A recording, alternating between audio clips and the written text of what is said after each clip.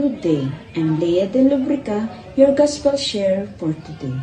Our Gospel is according to Lucas chapter 10, verse 21 to 24. Trust in God and you will have no regret. Pagkatapos ni Kristo ang sangkatauhan ay umabot na sa isang bagong yugto sa pag-unawa sa Diyos.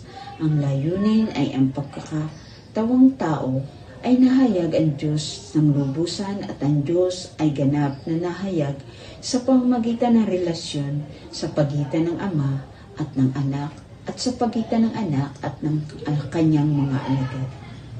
Si Jesus sa kanyang panalangin, ipinagdiriwang ang katotohanan na siya at ang Ama ay iisa.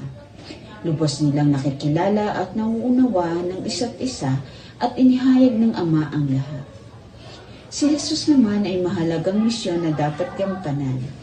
Kailangan niyang iharap ang Ama sa pamamagitan ng pagpapahayag sa Kanya ng sangkatauhan. Bagong panahon ni Jesus, maraming tao simula kay Abraham ay naniniwala sa iisang Diyos. Ngunit hindi nila lubos na maunawaan.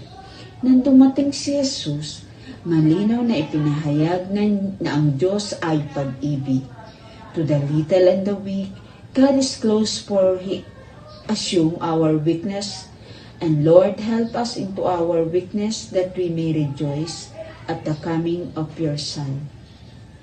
Please subscribe on Facebook PH channel, YouTube channel, and download the Facebook app or register at www.facebook.ph. Thank you and God bless.